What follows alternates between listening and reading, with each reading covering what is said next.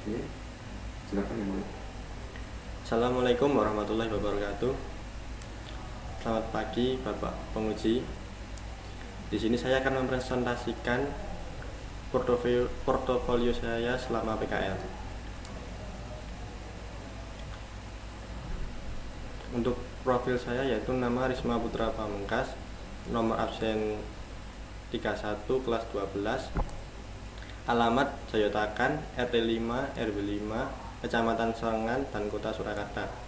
Tempat tanggal lahir saya ada di Sukoharjo, tanggal 25 bulan November tahun 2004. Untuk sekolah saya di SMK Negeri 7 Surakarta, jurusan Broadcasting dan Perfilman. Untuk riwayat pendidikan saya, SD di Miji Pinilihan, SMP di SMP Negeri 22 Surakarta, dan SMK di SMK Negeri 7 Surakarta. Untuk tempat PKL saya berada di Patian, yaitu Poskita TV. Dan untuk jobdesk di PKL saya ada 3, yaitu mengoperasikan kamera, editing, dan setting properti. Untuk kemampuan yang saya miliki sebelum PKL yaitu untuk soft skill, kerja tim, disiplin, dan mendengarkan. Untuk hard skill yaitu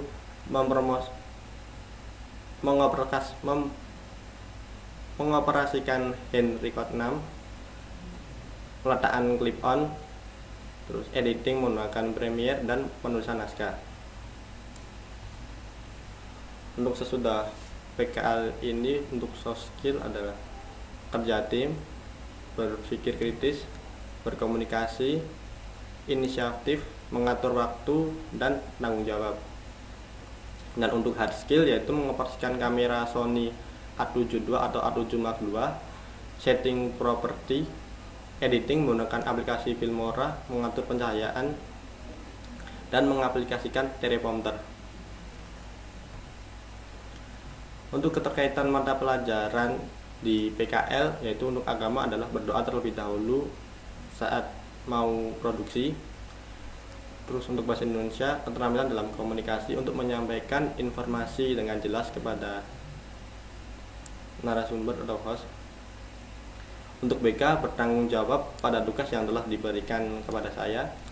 Dan bahasa Jawa adalah berbicara dengan bahasa yang sopan atau kromo halus dengan orang yang lebih tua di kru perusahaan. Untuk matematika adalah mengatur keuangan saya selama PKL ini, yaitu dari kedatangan dan makan. Untuk PKN adalah berpakaian rapi pada saat masuk PKL. Untuk jurusan adalah bagaimana cara mengoperasikan kamera.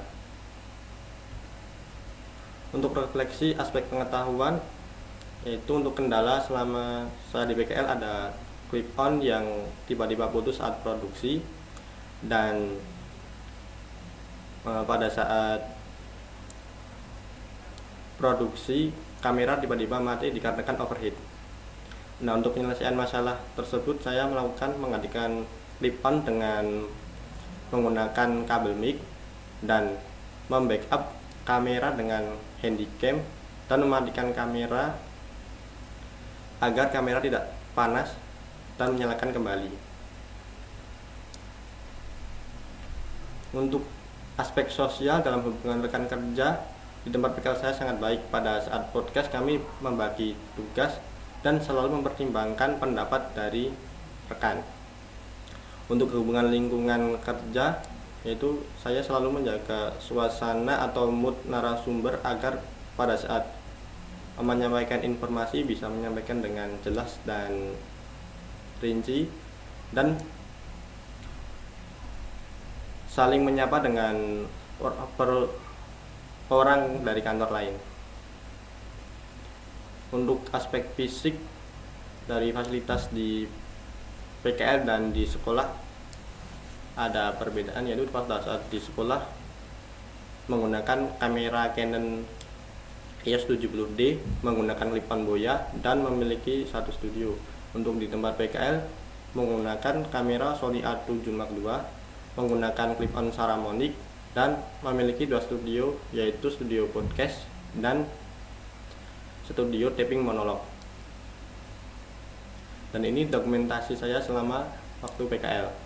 Untuk gambar satu yaitu mengedit green screen menggunakan aplikasi Filmora, dan yang gambar kedua ini mengoperasikan kamera untuk taping monolog, dan yang gambar ketiga ini menyeting tempat buat podcast.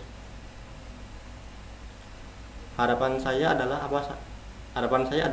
apa yang saya pelajari selama di PKL ini maupun di sekolah ini bisa berguna di kedepan harinya, dan cita-cita saya adalah menjadi seorang pengusaha. Lanjut tanya jawab ya. Iya Pak. Saya tertarik ke sini dulu.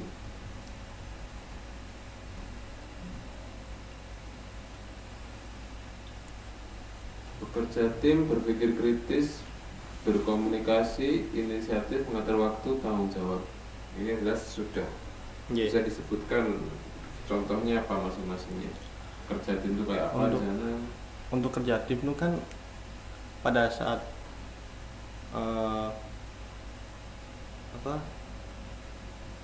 wawancara itu kan ada dibagi dua tim Pak, yaitu ada yang di bagian kamera dan pengordinasian, yaitu pada saat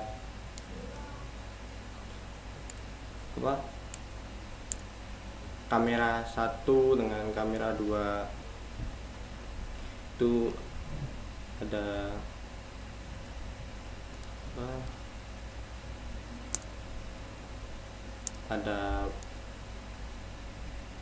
antara kamera dengan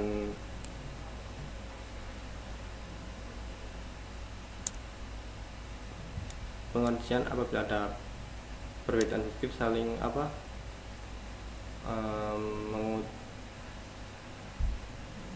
menyaring lagi Pak untuk menyelesaikan masalahnya dan pada saat podcast kan selalu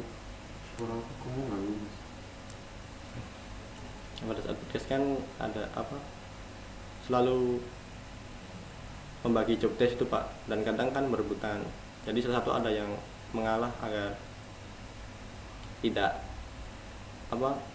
mengganggu narasumber itu Pak. Terus yang berpikir kritis contohnya apa? Yaitu pada saat waktu podcast itu kan kabel lighting itu kan kelihatan Pak, dan bagaimana cara agar kabel lighting itu tidak kelihatan di layar gitu Pak, dengan mengakalinya seperti menaruh di bawah meja. Itu maksudnya ke inisiatif mungkin. Iya. Kalau berpikir kritis, untuk berpikir kritis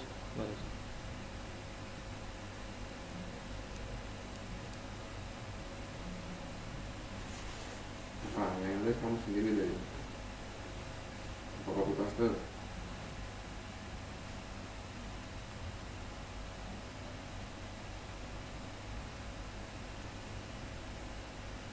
Mengatur waktu Untuk mengatur waktu itu apabila jam hari ini tuh jam berangkatnya pagi Pak, jadi malamnya harus tidur lebih pagi lagi agar tidak terlambat tuh. Terus terjadi nggak terlambat ini? Pernah jadi Pak, terlambat kali. Pernah itu berarti sedikit loh. Waktu bulan-bulan akhir sih Pak, sering Pak. Kenapa?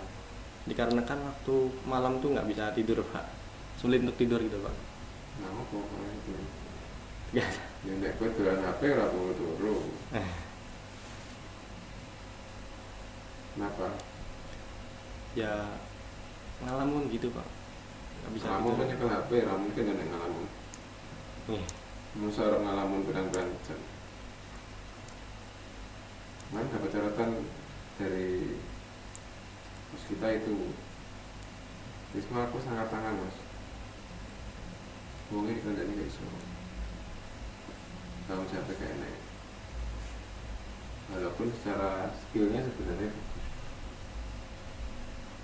cuma nek misal kamu skill nggak ada tanggung jawabnya, orang tetap nggak akan percaya kamu, Riz.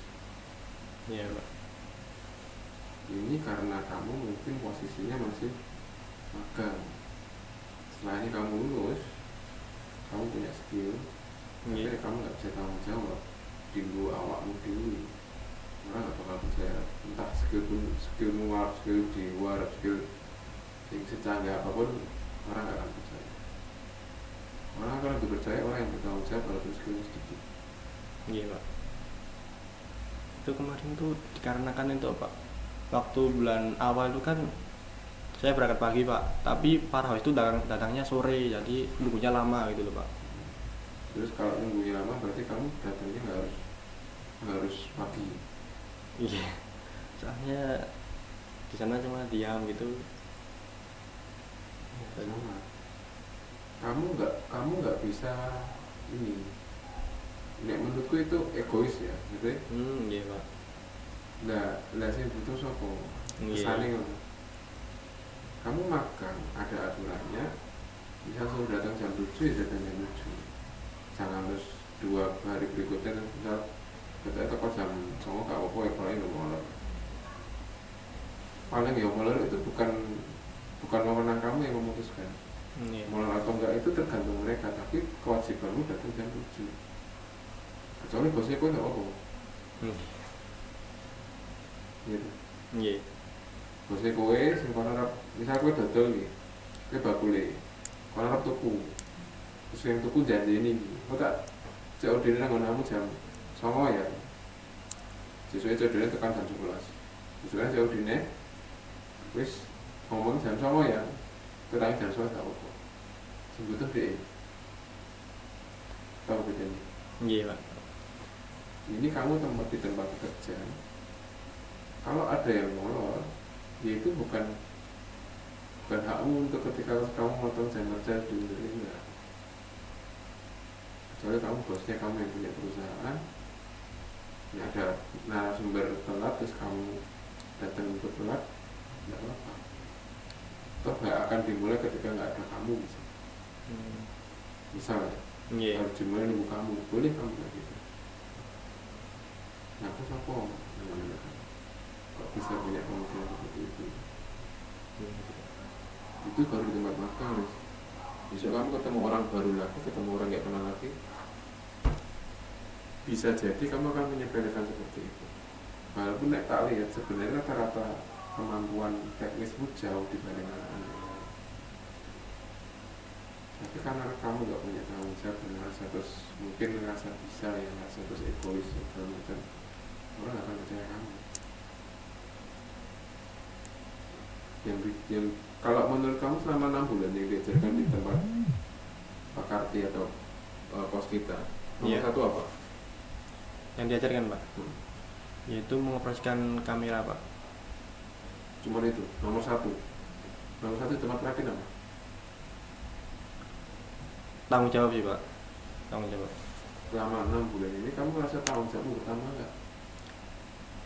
Sedikit bertambah sih Pak. Kalau ada masalah saya selalu bilang kalau itu yang masalahnya buat saya, yang buat itu saya gitu Pak. Ya? Yang buat kartu kamera salah angle gitu kan, ditanyain Pak, ini yang mengoperasikan kameranya ini siapa gitu. Saya bilang saya Pak. Jadi tidak melebar ke orang lain. Cuma kalau itu. Oke, hanya mengakui kesalahan. Oke. Terus terakhir nih, ke harapan dan cita-cita. Harapan saya adalah apa yang sudah saya pelajari selama sekolah dan berkali bisa berguna ke depannya nanti. Cita-cita ingin menjadi seorang pengusaha Pak. Caranya piye? Agar jadi seorang pengusaha Pak. Melatih untuk disiplin Pak. Ada enggak disiplin? Disiplin masih kurang sih Pak. Tapi akan saya tingkatkan lagi agar bisa meraih cita-cita saya itu Pak. Oke, kira-kira kalau kamu menyimpulkan nomor satu disiplin gitu. Iya. Lebih harus disiplin mana ketika kamu berwirausaha atau ikut orang lain? Lebih disiplin waktu berwirausaha Pak. Ya. Sekarang kamu praktek aja ikut orang lain, disiplinmu nggak ada. Terus kau harus disiplin kalau awakmu dewe di yang jelas-jelas itu sudah ada aturannya gini sudah dibantu untuk belajar disiplin sejak awal di ikut orang lain dulu.